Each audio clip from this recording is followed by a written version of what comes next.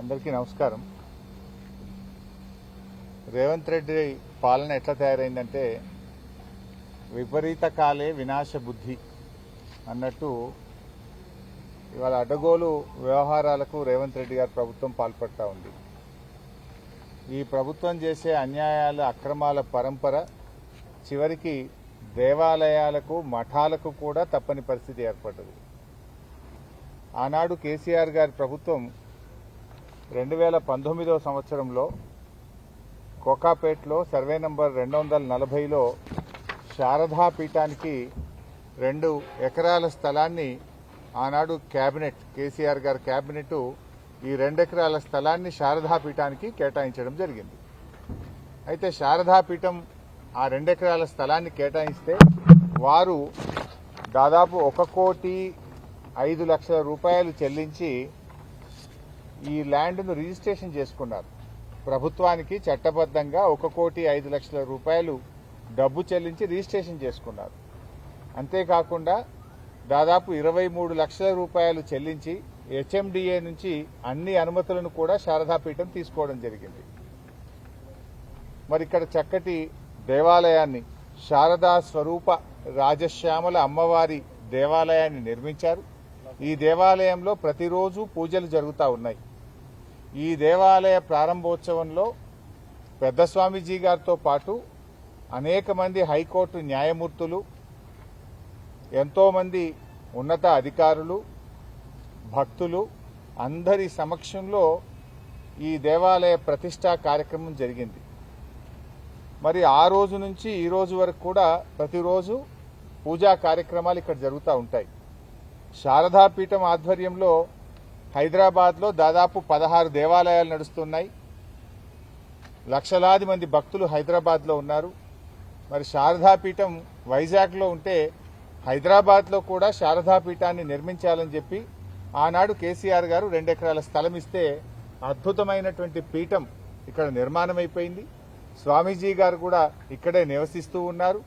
దేవాలయ నిర్మాణం కూడా పూర్తయిపోయింది.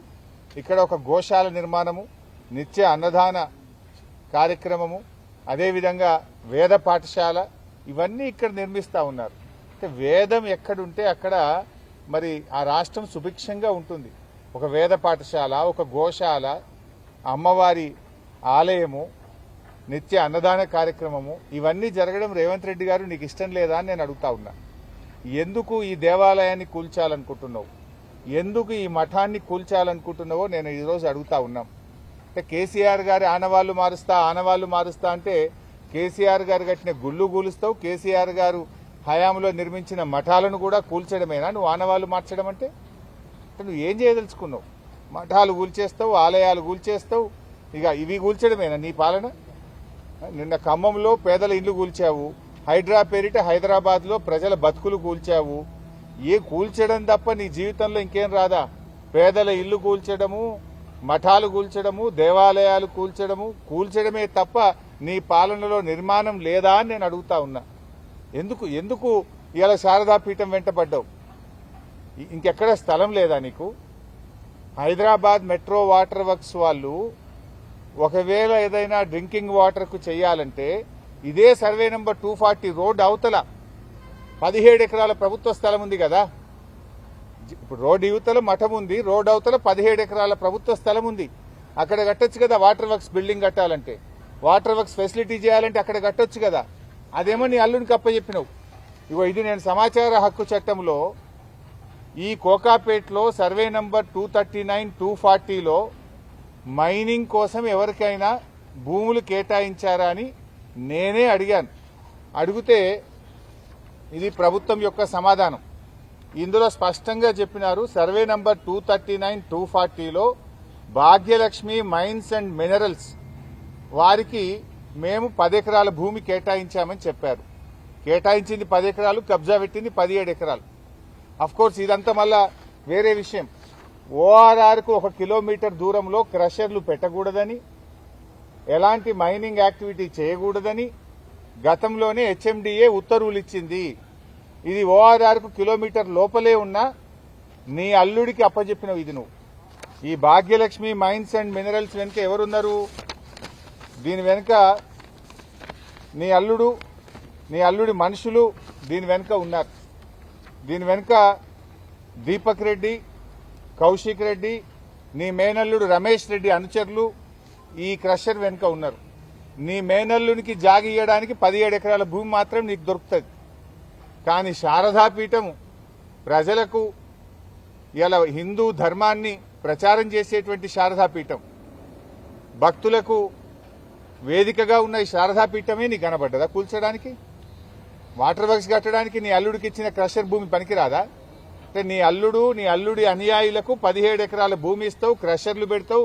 ఈ పక్కన బిల్డర్లందరూ నా అల్లుని దగ్గరనే కంకర కొనాలంటావు, నా అల్లుడి దగ్గర కొంటేనే మీకు అనుమతులు ఇస్తా అంటావు.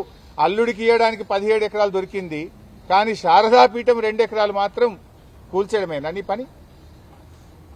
ఆడియచ్చు కదా 17 ఎకరాల్లో ఈ 2 ఎకరాలు ఎవరొద్దంటున్నారు? శారదాపీఠం 2 ఎకరాలే లాక్కోవాలనా? పీఠాన్ని కూల్చాలి, దేవాలయం కూల్చడమేనా నీ ధర్మం? ఇది ఎక్కడి పద్ధతి అని నేను ఈరోజు అడుగుతా ఉన్నా. అంటే హిందూ దేవాలయాలను మనం ఆ రకంగా కూల్చడం మంచిది కాదు. ఇవాళ బాధ ఏంటంటే రాత్రి నిన్న 11 గంటలకు పోలీసులు వచ్చారు ఇక్కడికి. రాత్రి 11 గంటలకు పోలీసులు ఎంఆర్ఓ వచ్చి కనీసం నోటీస్ లేదు, విషయం లేదు, అసలు ఈ ల్యాండ్ తీసుకుంటున్నారు అనేటువంటి విషయాన్ని పీఠాధిపతికి గాని ఈ పీఠాన్ని నిర్వాహకులకు గాని ఒక మాట కూడా చెప్పలేదు. పేపర్లో వచ్చిన వార్త, పేపర్లో కేబినెట్ లో నిర్ణయం అయిపోయిందని పేపర్లో వార్త. రాత్రి పోలీసులు ఎంఆర్ఓలు వచ్చేసినారు. నేను ఉదయం ఇక్కడ 8 గంటలకు ఏదో కూల్చేటట్టున్నారు సార్, తహసీల్దార్లు వచ్చిండ్రు, వందలాది మంది పోలీసులు వచ్చిందంటే పొద్దున్నే నేను ఇక్కడికి వచ్చిన. నేను వచ్చేసరికి ఇక్కడ వందలాది మంది పోలీసులు ఉన్నారు. నన్ను చూడంగానే పోలీసులంతా పారిపోయింది. నేను వచ్చినప్పుడు పోలీసులు ఉన్నారు, నేను పీఠం లోపలికి వచ్చి బయటకు రాగానే పోలీసులందరూ పారిపోయింది ఇక్కడ నుంచి. అంటే ఎందుకు దాక్కుంటున్నారు పోలీసులు? రాత్రి పోలీసులు ఎందుకున్నారు? ఆ వీడియోలు ఉన్నాయి, రిలీజ్ చేస్తాం. పొద్దున నేను వచ్చినప్పుడు పోలీసులు ఉన్నారు ఇక్కడ. అంటే నేను రాగానే పోలీసులంతా పారిపోయింది. ఇక్కడ ఒక తహసీల్దార్ ఉండే ఇందాక నేను వచ్చినప్పుడు, ఆర్ఐ ఉండే, వాళ్ళు పారిపోయింది. అంటే మేము రాగానే ప్రశ్నిస్తామని, దొరికిపోతామని ఎంఆర్ఓ, గిర్దావరి, పోలీసులు అంతా పారిపోయింది. అంటే ఏంది మీ ఉద్దేశం? అర్ధరాత్రి పూట దేవాలయాన్ని, మఠాన్ని కూల్చేస్తాము, నోటీసులు ఇయ్యము, చట్ట ప్రకారంగా మేము పద్ధతులు పాటించము అని చెప్పడమేనా? నేను బాధతో అడుగుతున్నా, మంత్రి గారు శ్రీధర్ బాబు గారు, మీకైనా ఆ రేవంత్ రెడ్డి కంటే లేకపోవచ్చు, దేవుడంటే విశ్వాసం ఉందో లేదో నాకు తెలియదు. మరి శ్రీధర్ బాబు గారు మీరైనా ముఖ్యమంత్రి మీద ఒత్తిడి తేవాలి కదా. మీరు ఆ కేబినెట్ లో మంత్రిగా ఉండి ఏ రకంగా ఈ మఠాన్ని కూల్చడానికి మీరు ఒప్పుకున్నారు, ఈ దేవాలయాన్ని కూర్చడానికి మీరు ఎలా ఒప్పుకున్నారు అని నేను అడుగుతా ఉన్నా. ఇప్పటికైనా దయచేసి శ్రీధర్ బాబు గారు చొరవ చూపాలి, ఈ మఠాన్ని, దేవాలయాన్ని కూల్చకుండా కాపాడండి. పక్కనే రేవంత్ రెడ్డి అల్లుడు రమేష్ రెడ్డి ఆయన అనుయాయులకు ఇచ్చిన 17 ఎకరాల భూమి ఉన్నది. అక్కడ కావాలంటే హైదరాబాద్ మెట్రో వాటర్ వర్క్స్ వాళ్ళకి ఆ ల్యాండ్ ఇచ్చి అక్కడ మీరు ఎంతైనా నిర్మాణం చేయండి, దానికి అభ్యంతరం లేదు. స్థలం లేక కాదు, మీరేదో కక్షతో చేస్తున్నారు.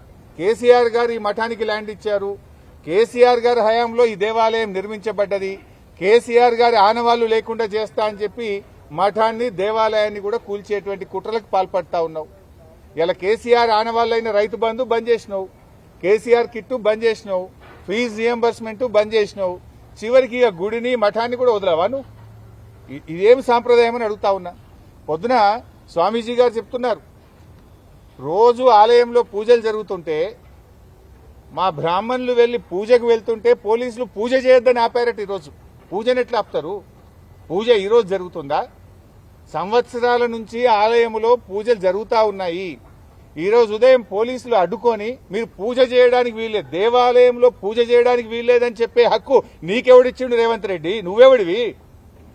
దేవాలయంలో పూజలు ఆపేంత మూర్ఖుడివా రేవంత్ రెడ్డి? నువ్వు ఏ రకంగా నువ్వు పూజలు ఆపుతావు? ఈరోజు మళ్లీ పీఠాధిపతి గారు వచ్చి పోలీసులతో ఘర్షణకు దిగి పోలీసులతో వాగ్యుద్ధం జరిగిన తర్వాత అరగంట తర్వాత గాని పూజకు అలో చేయలేదు. పూజలు ఆపే సంస్కృతి ఎక్కడిది? దేవాలయంలో ఏదైనా పూజలు ఆపుతాడా? ఇది ఎక్కడి పద్ధతి అని నేను రేవంత్ రెడ్డిని అడుగుతా ఉన్నా. ఎందుకు వందలాది మంది పోలీసులను అర్ధరాత్రి పూట ఇక్కడ ఎందుకు పెడుతున్నావు? కనీస పద్ధతి లేదా? దానికో విధానం లేదా? ఇదేం సంస్కృతి అని చెప్పి కూడా ఈరోజు నేను అడుగుతా ఉన్నా. రాత్రి 12:30కు లోపలికి ఎట్లా వస్తారు?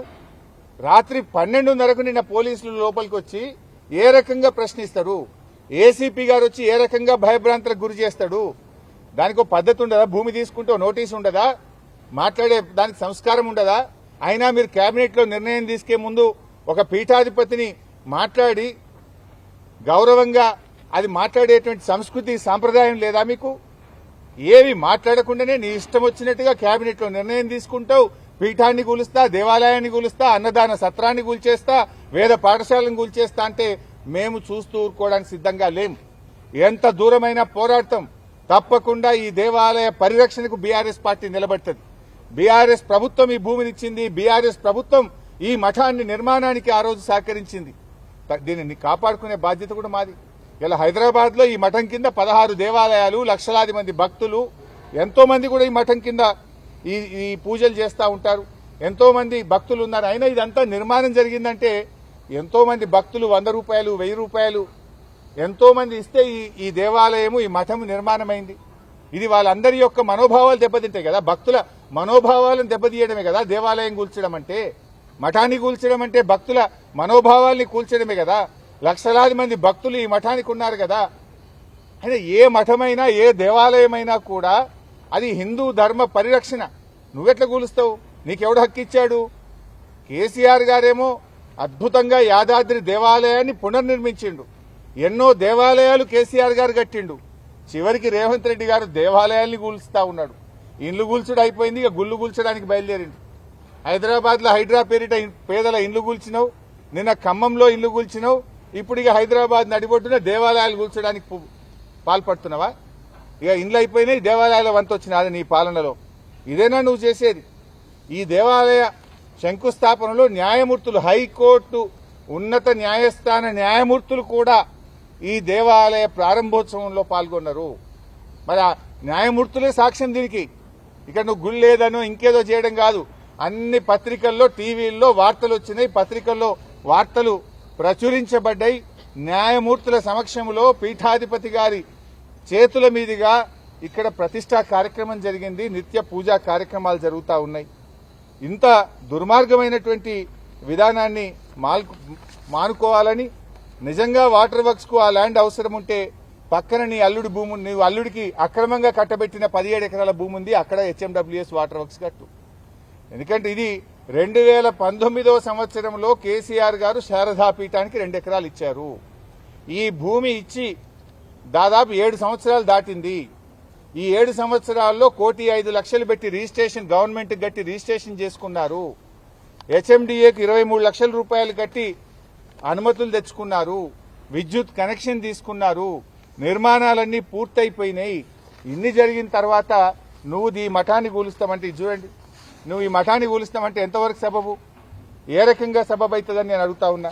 ఇంత మంచిగా అమ్మవారికి రోజు పూజా కార్యక్రమాలు జరుగుతున్నాయి, నిర్మాణం జరిగిపోయింది. నువ్వు ఏది జరగనట్టుగా నువ్వు చిత్రీకరించి రాత్రికి రాత్రి కూల్చేసే ప్రయత్నం చేస్తే ఎవరు కూడా ఊరుకోవడానికి సిద్ధంగా లేరు. ఇది ఆ దేవాలయ ప్రతిష్టా కార్యక్రమం పెద్ద స్వామీజీ గారు చేశారు. న్యాయమూర్తులు కూడా అందరు ఇక్కడ మనం కనబడతా ఉన్నారు. ఇక్కడ వారందరి సమక్షంలో ఈ కార్యక్రమం జరిగింది. ఇంకోటి ల్యాండ్ లేక కాదు కదా, భూమి లేక కాదు కదా. ఎందుకు పగబడుతున్నావు? దేవాలయాల మీద ఎందుకు పగబడుతున్నావు? కూల్చుడు నీకు రోజు ఒకటి కూలిస్తే తప్ప నిద్ర పట్టదు అయింది, తిన్నది అరగదు అయింది రేవంత్ రెడ్డి నీకు. ఇండ్లు కూలిస్తే, పేదలు రోడ్డు మీద పడితే నీకు కంటి మీద నిద్ర పడుతుందా? నిన్న ఖమ్మంలో కూలిస్తే ఈ బతుకులు 800 మంది జీవితాలు రోడ్డు మీద తెచ్చిన, ఇవాళ మళ్ళీ గూడెం పడబడ్డావు. పొద్దుగా లేస్తే కూలగొట్టుడేనా? ఇది ఇన్ఫర్మేషన్ యాక్ట్ లో నేను అడిగింది. ఇవో నీ అల్లునికి కట్టబెట్టిన కాగితం ఇది. ఇదే సర్వే నంబర్ 2019, 219, 220 239, 240 సర్వే నంబర్లో పక్కనే భాగ్యలక్ష్మి మినరల్స్ పేరు మీద నీ అల్లునికి అక్రమంగా కట్టుబెట్టిన కాగితం ఇది. ఇది నేను నోటి మాట చెప్తలేను, ఆధారాలతో సహా చెప్తున్నా. పక్కన 17 ఎకరాల భూమి, రోడ్ అవతల 17 ఎకరాలు ఉంటుంది.